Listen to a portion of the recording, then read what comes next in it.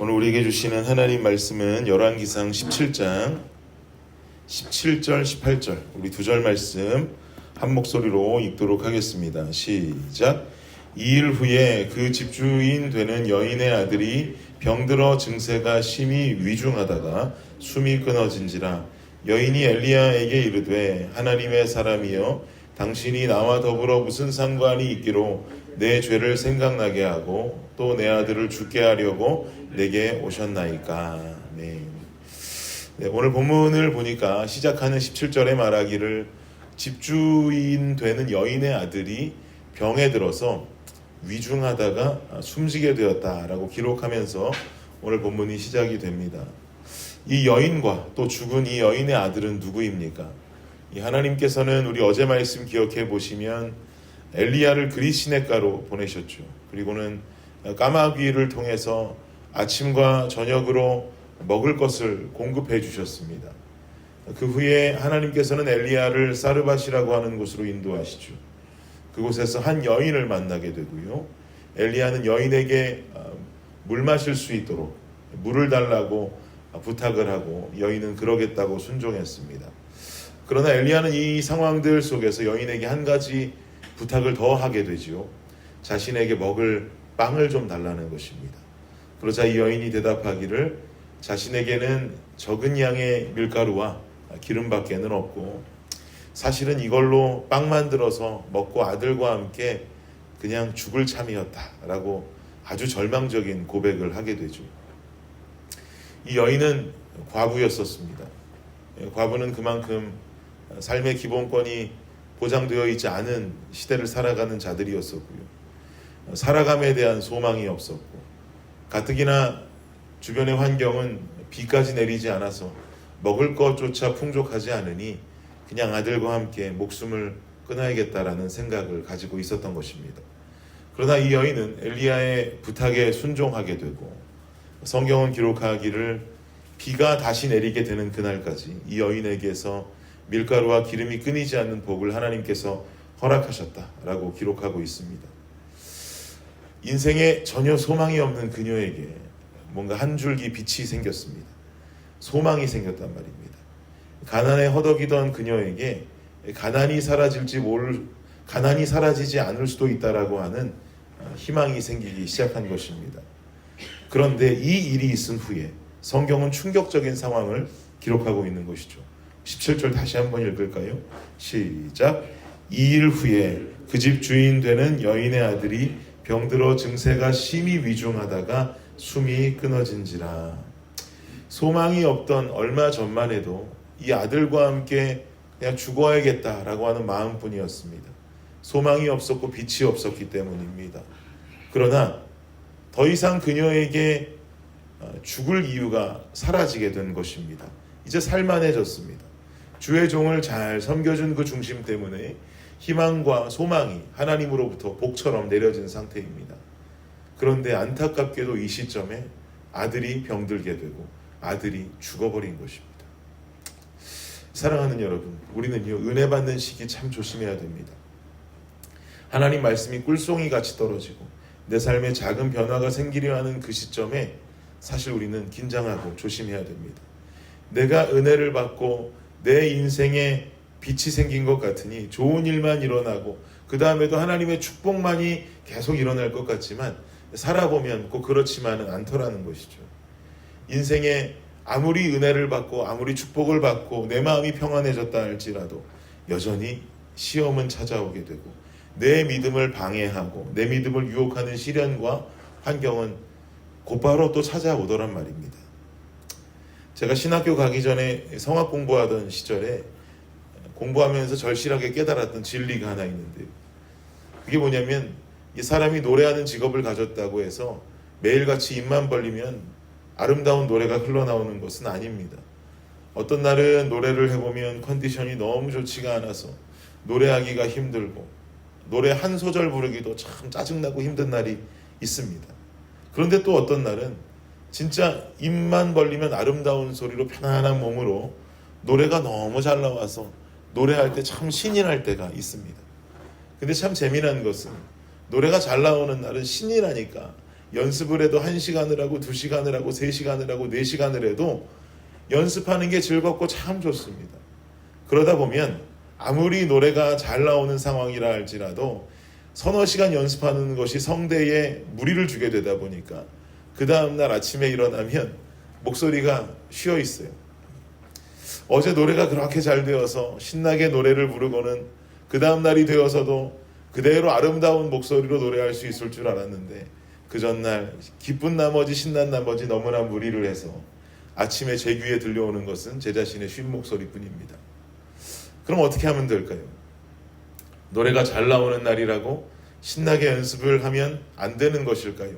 노래가 잘 나오는데도 이렇게 노래하다가 내일 목이 쉴 수도 있으니 그냥 한두 번 노래 부르고 절제하는 마음으로 연습실 문을 닫고 나오면 되는 것일까요?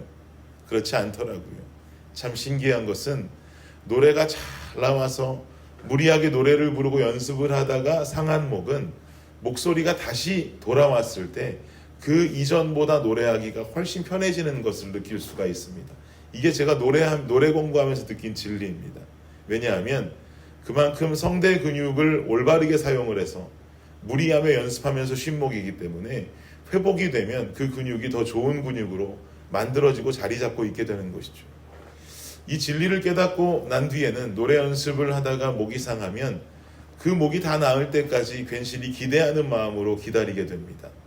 연습하다가 상한 목은 회복하면 좋은 근육이 생긴다라고 하는 확신과 기대가 있기 때문이죠. 저는 우리의 신앙도 이와 비슷하다라고 생각합니다. 하나님께 받은 은혜, 성령의 충만케 하심을 경험하고 하나님과 친밀한 것 같다가도 또다시 우리 인생에 찾아오는 시련과 시험에 우리는 실망에 빠질 수 있습니다. 그리고 또 그 앞에 넘어지고 실망할 수 있습니다.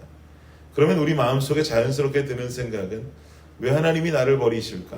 왜 하나님이 나를 붙들어 주지 않으실까 하는 원망의 세계 속으로 빠져들게 될지 모릅니다.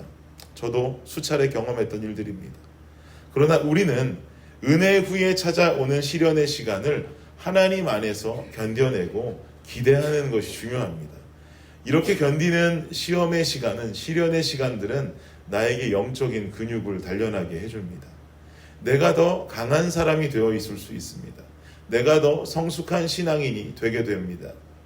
은혜 후에 찾아오는 시련과 시험을 견디지 못하고 그저 하나님 원망하고 하나님 곁을 떠나버리고 신앙생활에서 멀어지는 그 사람은 성숙한 그리스도인, 강한 그리스도인이 될 수 없습니다. 왜냐하면 근육이 생기는 그 시간을 견디지 못하고 버티지 못하고 도망가 버렸기 때문입니다. 우리에게는 이 시간 속에 생겨나는 튼튼한 근육이 필요합니다. 은혜를 받다가도 찾아오는 시련과 시험의 순간을 버티고 이겨내는 믿음과 영적인 야성이 필요하단 말이죠. 여러분, 믿음의 조상 아브라함을 한번 생각해 보세요. 100세에 얻은 이삭으로 인해서 얼마나 행복한 인생 살았겠습니까? 우린 그냥 성경에 나오는 이야기니까 그랬나 보다 라고 그냥 한 동화 속의 이야기처럼 이해하고 넘어갈지 모르겠지만 곰곰이 생각해보고 내 인생이 그랬다라고 대입해본다면 얼마나 기쁘고 얼마나 행복했을까요? 그 이삭 보기만 해도 눈에 넣어도 아프지 않을 귀한 아들 아니었겠습니까? 그 아들을 낳게 되고 또 키워가면서 그 아이가 한 중고등학생 때까지 성장해 가면서 애지중지 얼마나 사랑하면서 키웠겠습니까? 그런데 어느 날 갑자기 청천벽력 같은 하나님의 명령이 떨어진단 말이죠. 그 사랑하는 아들 이삭을 제물로 바치라는 거예요. 이게 여러분 말이 됩니까? 이런 시련이 어디 있고 이런 시험이 어디 있습니까? 그러나 이 시험 속에 아브라함은 아무런 원망도 없이 이삭을 끌고 모리아산으로 올라가서 번제단 위에 올리고 제물로 바치려고 합니다. 아브라함만 순종한 거 아닙니다. 이삭도 그거 다 알고 나중에 번제단 위에 올라가는데 아버지 앞에 어떠한 반항도 하질 않아요. 그리고는 그 이삭을 제물로 바치려고 죽이려고 하는 그 순간에 하나님께서 그 시험을 멈추시죠. 아브라함아, 아브라함아, 내가 내 믿음을 알겠다. 그리고는 아브라함은 믿음과 순종의 대명사가 되어버렸습니다. 믿음의 조상이라고 하는 별명도 얻게 됩니다.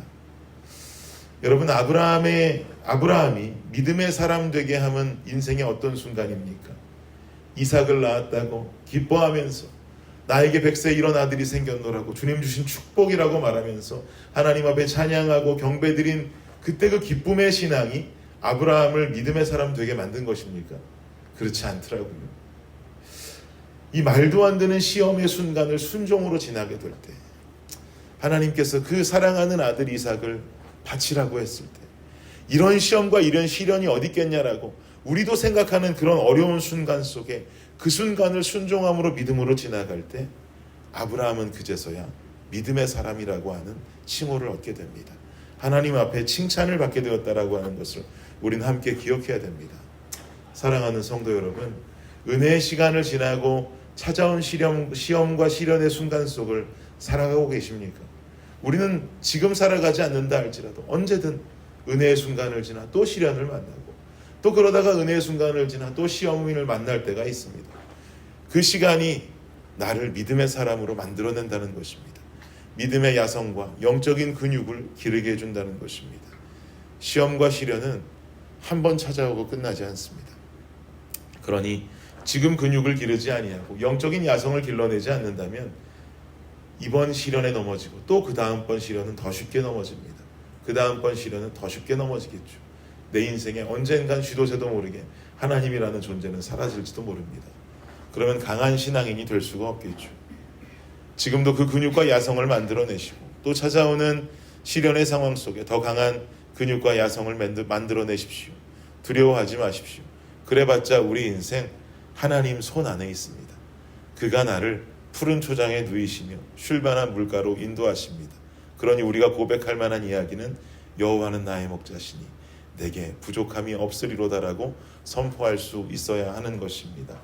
엘리야도 그 은혜의 순간 속에 찾아온 그 다음 그 여인의 그 시련 속에서 결국은 그 여인은 엘리야 앞에 원망을 털어놓게 되지만 결국 엘리야는 그 여인 앞에 어떤 보상을 주게 됩니까? 결국 그 아들을 죽은 아들을 살려내게 됩니다.